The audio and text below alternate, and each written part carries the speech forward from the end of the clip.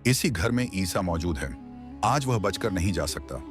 अगर हमने ईसा को जिंदा छोड़ दिया तो कल पूरी कौम उस पर ईमान ले आएगी।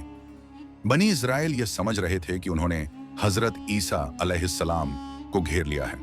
इन जालिमों ने हजरत ईसा अलैहिस्सलाम को कत्ल करने और सोली देने का योजना बनाया, लेकिन वे भूल गए कि नबी की सुरक्षा अल्लाह खुद करता है।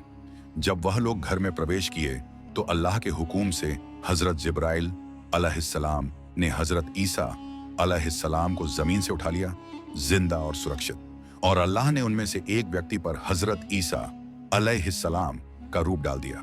लोग धोखे में आ गए और उसी व्यक्ति को पकड़कर सोली पर चढ़ा दिया।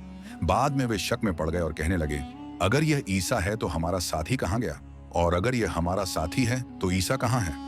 अल्लाह कुरान सूरा निसा में फरमाता है, और उनका यह कहना कि हमने ईसा इब्ने मरियम को कत्ल कर दिया, हालांकि न उन्होंने उन्हें कत्ल किया और न सोली दी, बल्कि उन पर शबाहत डाली गई, बल्कि अल्लाह ने ईसा को अपनी तरफ उठा लिया।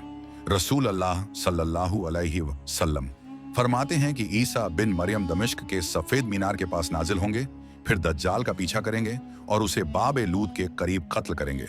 क़यामत के करीब हजरत ईसा अलैहिस्सलाम दोबारा जमीन पर तशरीफ लाएंगे, दज्जाल को कत्ल करेंगे, इंसाफ कायम होगा और सब लोगों पर यह हकीकत स्पष्ट हो जाएगी कि ईसा अलैहिस्सलाम अल्लाह के बंदे और रसूल हैं, न कि अल्लाह या अल्लाह के बेटे।